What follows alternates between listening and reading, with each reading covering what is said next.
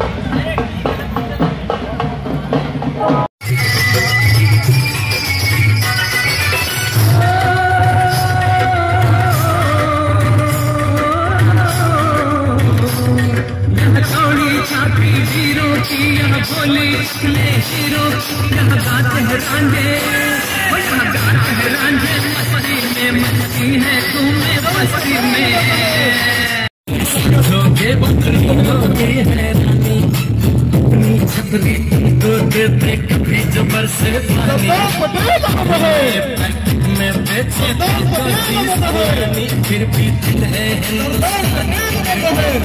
हिंदुस्तानी।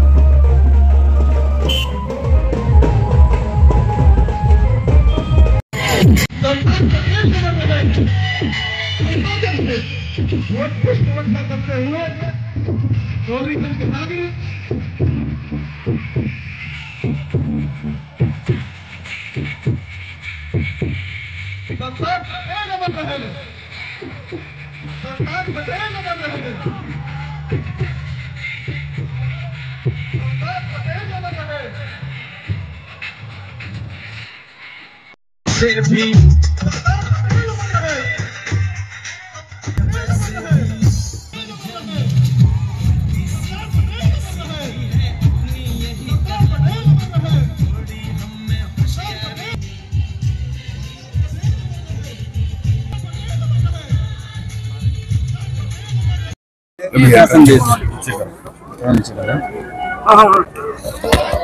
आज जनपद अमेठी के अंतर्गत विधानसभा गौरीगंज में और जनपद मुख्यालय गौरीगंज में एकता पदयात्रा का बहुत शानदार यहाँ पर रहा और हजारों लोग इस यात्रा में सम्मिलित हुए हैं। माननीय प्रधानमंत्री श्री नरेंद्र मोदी जी के उनके नेतृत्व और उनके मार्गदर्शन में लौह पुरुष सरदार वल्लभ भाई पटेल, जो कि भारत की एकता और अखंडता के प्रतीक हैं, जिनका पूरा जीवन राष्ट्र को, देश को समर्पित रहा। इस पदयात्रा के माध्यम से आज हम सब लोग उनको नमन कर रहे हैं, उनको याद कर रहे हैं और उनका जो सपना है कि एक भारत श्रेष्ठ भारत का जो संकल्प है उसको साकार करने के लिए हम सभी संकल्पित हैं। और ऐसी सभी ताकतें जो देश के अंदर भारत की एकता और अखंडता से के साथ खिलवाड़ करना चाहती हैं, उनको हम सब लोग मुंहतोड़ जवाब देने का काम करेंगे। और साथ ही भारत को जो विकसित भारत का और श्रेष्ठ भारत का जो स्वप्न माननीय प्रधानमंत्री जी के नेतृत्व में हम लोग साकार करेंगे। मंत्री जी, इस कार्यक्रम प्रशासन भी इसमें शामिल था, लेकिन प्रशासन पूरी तरीके से कार्यक्रम से नदारद रहा है। नहीं, आज देखिए हमारे जो यहाँ के नोडल हैं रश्मि गुप्ता जी और सहित जो भी हमारे अधिकारीगण हैं, इन सभी कार्यक्रमों में यहाँ पर लगे हुए थे। और आज इसका प्रमाण है कि आज यहाँ पर लोगों ने बढ़ चढ़कर चाहे वो बच्चे हों, चाहे व्यापारी हों, चाहे किसान हों, चाहे नौजवान हों, और देखिए घरों पर जिस प्रकार से लोगों ने माताएं बहनें वहां से कार्यक्रम के लिए जो है पुष्प वर्षा कर रही थी और लगातार उस कार्यक्रम को देख रहे, तो मैं कह सकता हूं कि कार्यक्रम की सफलता इसी में हम लोग देख सकते हैं। इस यात्रा के माध्यम से क्या संदेश देना चाहते हैं? इस यात्रा के माध्यम से जो हम सबसे पहले हम सभी लोग जो है लौह पुरुष सरदार वल्लभ भाई पटेल जिनको नमन कर रहे हैं, उनको याद कर रहे हैं। और जो उन्होंने भारत की एकता अखंडता के लिए जो उन्होंने काम किया उसको हम सब लोग याद कर रहे हैं। और इस यात्रा के माध्यम से अपने सभी देशवासियों के लिए हम लोग अपील करना चाहते हैं कि राष्ट्र हित में, देश हित में, भारत को समृद्धशाली और एक भारत श्रेष्ठ भारत के निर्माण में, विकसित भारत के निर्माण में हम सब लोग मिलकर सहयोग करें और माननीय प्रधानमंत्री जी का जो विकसित भारत का 2047 का संकल्प है उसको मिलकर हम लोग साकार करें। बिहार की जीत को लेकर क्या कहेंगे? बिहार की जीत निश्चित ही एक बहुत बड़ी जीत, वहाँ की जनता जनार्दन के आशीर्वाद से माननीय प्रधानमंत्री जी पर अटूट भरोसा वहाँ की बिहार की जनता ने जताया है। और मैं समझ सकता हूँ कि बिहार के अंदर जो पिछले 20 सालों के अंदर एनडीए के नेतृत्व में जो काम किए गए, वहाँ पर चाहे इंफ्रास्ट्रक्चर के क्षेत्र में काम हो, चाहे युवाओं को रोजगार देने का काम हो, चाहे बड़े वहाँ पर गरीब कल्याणकारी योजनाएं, चाहे किसानों को, महिलाओं को, माताओं को, युवाओं को जो देने का काम हो, उसी नाते वहाँ पर भरोसा लोगों का अटूट रहा एनडीए पर।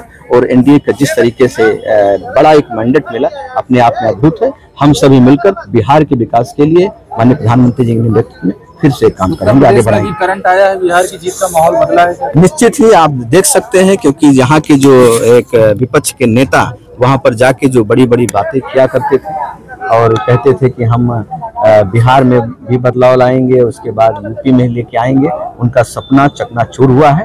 एक बार लोगों ने फिर से विकास पर भरोसा जताया है और कानून व्यवस्था पर, सरकार की एनडीए पर भरोसा जताने का काम किया है। जिस प्रकार हम सब बिहार को जीते हैं, ठीक उसी प्रकार फिर से यूपी में भी बीजेपी की सरकार बनाने का काम करेंगे। एसआईआर को लेकर तमाम तरह की बातें विपक्ष कर रहा है, कैसे देख रहे हैं आप इसे?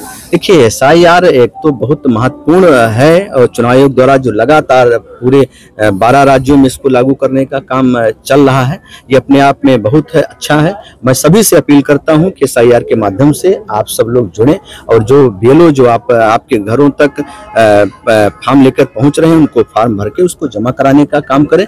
एसआईआर के माध्यम से जो डुप्लीकेसी, जो फेक कहीं न कहीं वोट रहते थे, उसको हम लोग चुनाव आयोग उसको निकालने के लिए अपने बिलों के माध्यम से काम कर रहा है। तो हम सभी मतदाताओं से अनुरोध करते हैं, अपील करते हैं कि एसआईआर में जो सभी अभी अपने जो नजदीकी बिलों हैं उनका सहयोग करने का काम करें। और मतदान हमारा जो अधिकार है, लोकतंत्र में सबसे बड़ा अधिकार मतदान का, उसका पूरा अपने एक सरकार के निर्माण में, अच्छी सरकार के निर्माण में जो देश के विकास के लिए संकल्पित है, उस मतदान के माध्यम से आप लोग आगे बढ़ें। देश के एक युवा नेता ने कहा है, जिस तरीके से दिल्ली में ब्लास्ट हुआ है, कि युवा अपने काम से और अपने ध्यान से भटक गया है। देखिए, जिस तरीके से माननीय प्रधानमंत्री जी के नेतृत्व में जो आतंकवाद को रोकने के लिए निरंतर काम हुए हैं और जो भी घटनाएं अभी, जैसे कि बहुत ही दुर्भाग्यपूर्ण घटना दिल्ली में हुई और पूर्व में इससे पहले जो है पहलगाम में भी घटना हुई थी, तो सभी पूरे देशवासी दुखी हैं। लेकिन जिस तरीके से हमारे वीर सैनिकों ने अपने पराक्रम को दिखाया, पाकिस्तान की सीमा के 100 किलोमीटर अंदर जाकर ऑपरेशन सिंदूर के माध्यम से आतंकी कैंपों को जमींदोज करने का काम किया, वैसे ही दिल्ली के जिन्होंने ये ब्लास्ट करने का काम किया है, कोई भी बख्शा नहीं जाएगा। इसमें सम्मिलित लोगों को जो भी गुनाहगार होंगे उन पर कठोर कार्रवाई करने का काम होगा। समुदाय सामने आ रहा है मंत्री जी।